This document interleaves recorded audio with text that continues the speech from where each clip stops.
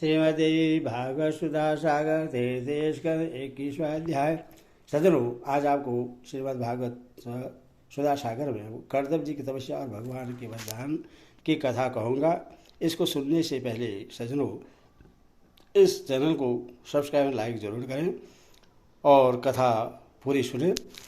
विदुर जी ने पूछा, भगवान स्वयंभू मनु का वंश बड़ा आदरणीय माना गया है। इसमें मैथुन धर्म के द्वारा प्रजा की वृद्धि हुई थी। अब आप मुझे उसी की कथा सुनाइए। ब्राह्मण, आपने कहा था कि स्वयंभू मनु के पुत्र प्रियव्रत और उत्तानपाद ने सातों दीप वाली पृथ्वी का धर्मपूर्वक पालन किया था और उनकी पुत्री जो देवहूति नाम से विख्यात थी कर्दम प्रजापति को ब्याही गई थी।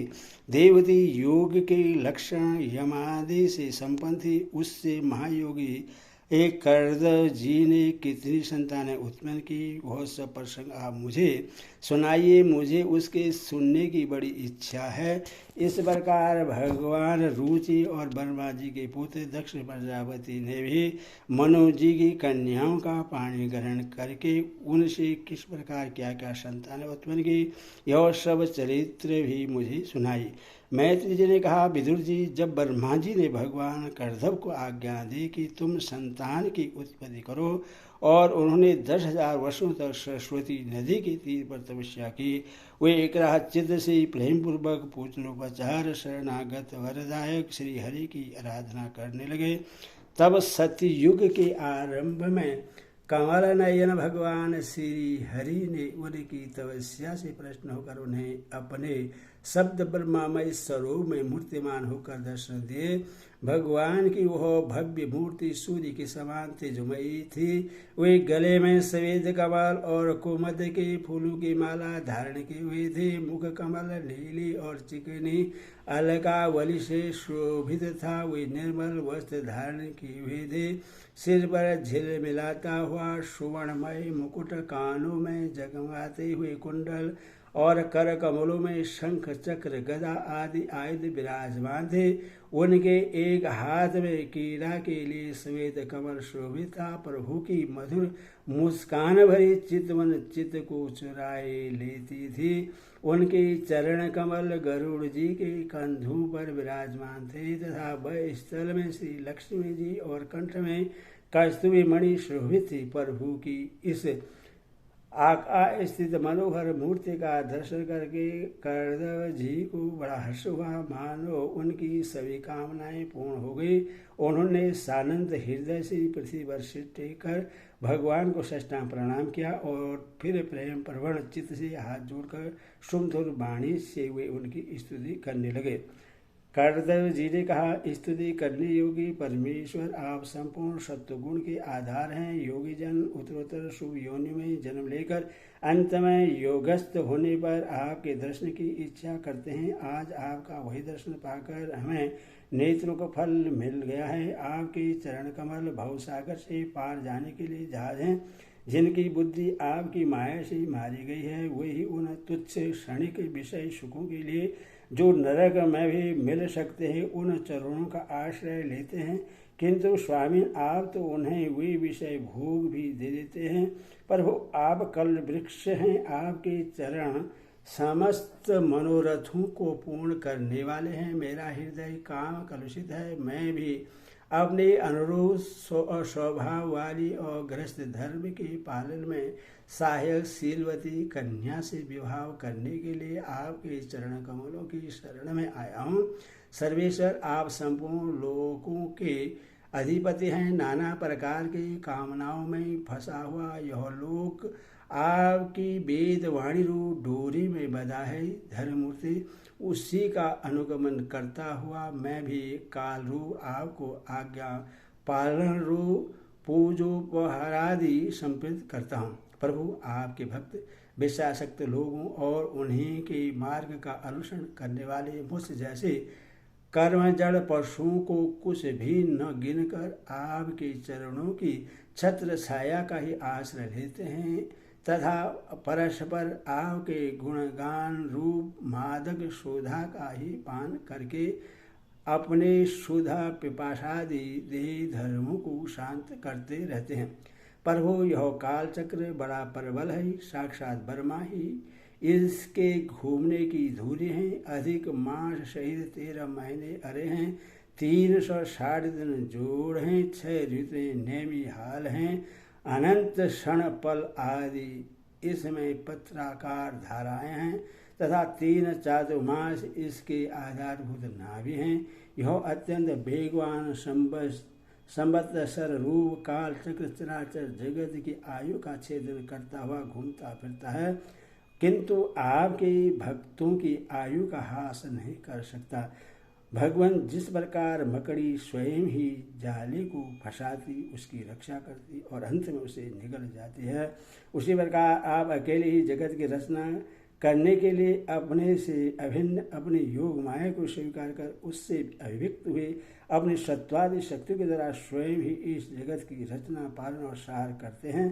पर हो इस समय आपने हमें अपनी तुलसी माला मंडित माया से परिच्छन सी दिखाई देने वाली सौगुण मूर्ति के दर्शन दिया है। आप हम भक्तों को जो शब्दादि विषय सुख प्रदान करते हैं, मायिक होने के कारण यदि भी आपको पसंद नहीं है, तथापि परिणाम में हमारा शुभ करने के लिए वे हमें प्राप्त हों। नाथ, आप स्वरूप से निष्क्रिय होने पर भी माया के द्वारा सारा संसार का व्यवहार चलाने वाले हैं तथा थोड़ी सी उपासना करने वाले पर भी समस्त अभिलक्षित वस्तुओं की वर्षा करते रहते हैं।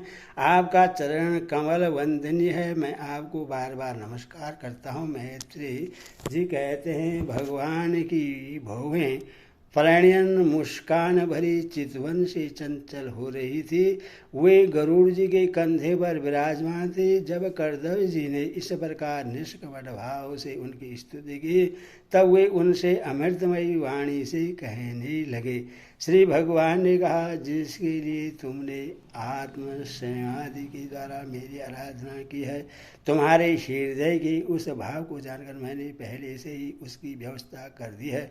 प्रजापति, मेरी आराधना तो कभी भी निष्फल नहीं होती। फिर जिनका चित्त निरंतर एकांत रूप से मुझ में ही लगा रहता है, उन तुम जैसे महात्माओं के द्वारा की हुई उपासना का तो और भी अधिक फल होता है।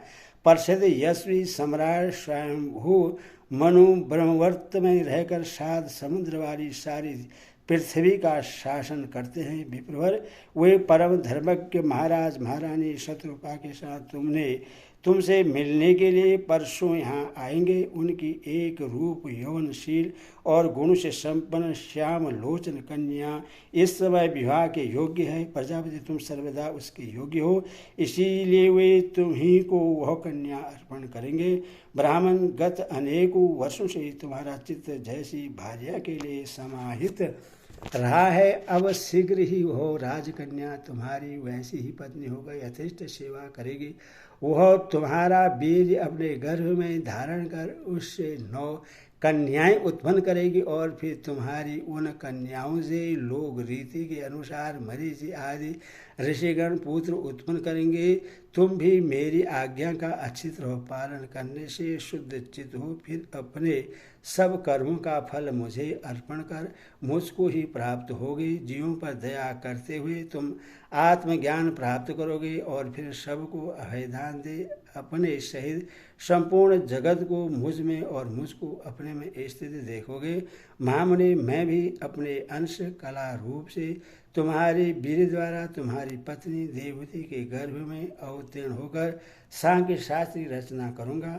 मैत्री जी कहते हैं, विदुर जी, कर्दव ऋषि से ईश्वर का संभाषण करके इंद्रियों के अंतर्मुख होने पर प्रकट होने वाले श्री हरि सरस्वती नदी से घिरे हुए बिंदुसर तीर्थ से जहाँ कर्दव ऋषि तब कर रहे थे, अपने लोक को चले गए।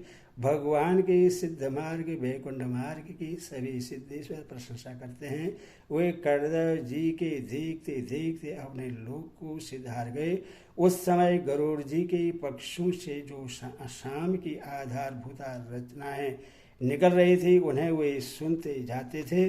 विदुर जी, श्री हरि के चले जाने पर भगवान कर्दव उनके बताए हुए समय की प्रतीक्षा करते हुए बिंदु सरोवर पर ही ठहरे। बीरबल इधर मनु जी भी महारानी शतरूपा के साथ सुवर्ण जटित रथ पर सवार होकर तथा उस पर अपनी कन्या को भी बैठाकर पृथ्वी पर चलने लगी। जो दिन भगवान ने बताया था उसी दिन शांतिपरायण महर्षि कर्दव के उस आश्रम पर पहुँचे।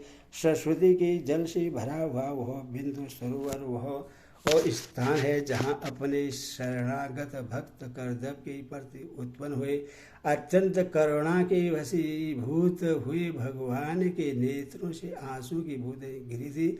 यह तीर्थ बड़ा पवित्र है, इसका जल कल्याणमय और अमृत के समान मधुर है तथा महर्षिगण सदा इसका सेवन करते हैं।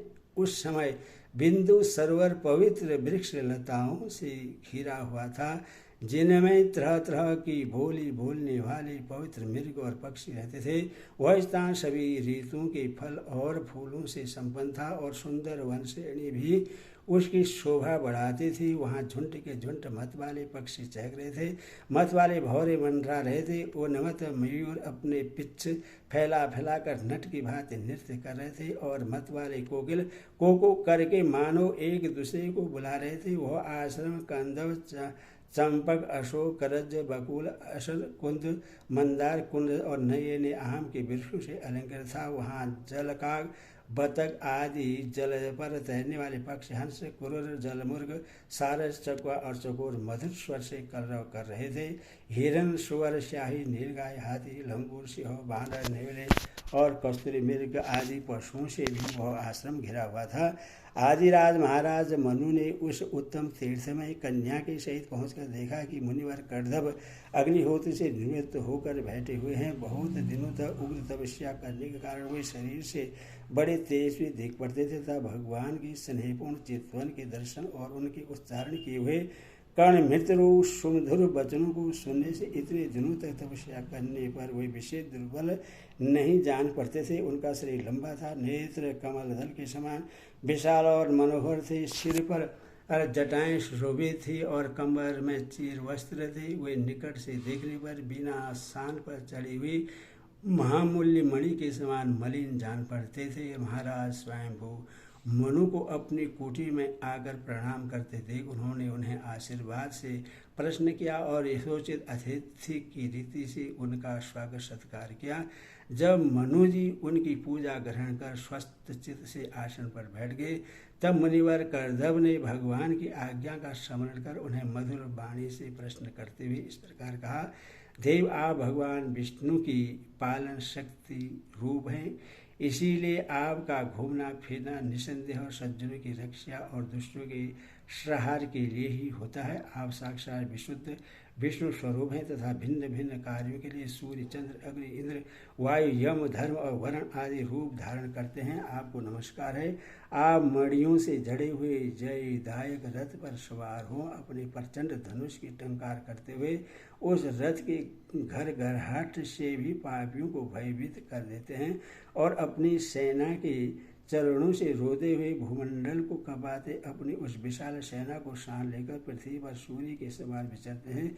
यदि आप ऐसा न करें तो चोर डाकू भगवान की बनाई हुई वर्णा सर्वधर्म की मर्यादा को तत्काल नष्ट कर दें तथा विषय लोलुप निर्कुश मानव द्वारा सर्वस्व अधर्म फैल जाए। यदि आप संसार की ओर से निश्चित हो जाएं तो यह लोग दुराचारियों के पंजे में पड़कर नष्ट हो जाए। तो भी बीरबल, मैं आपसे पूछता हूँ कि इस समय यहाँ आपका आगमन किस प्रयोजन से हुआ है? मेरे लिए तो आज्ञा होगी, उसे मैं निष्कपट भाव से सहर्ष स्वीकार करूँगा। हरि ओम तत्सत। कृष्ण भगवान की जय।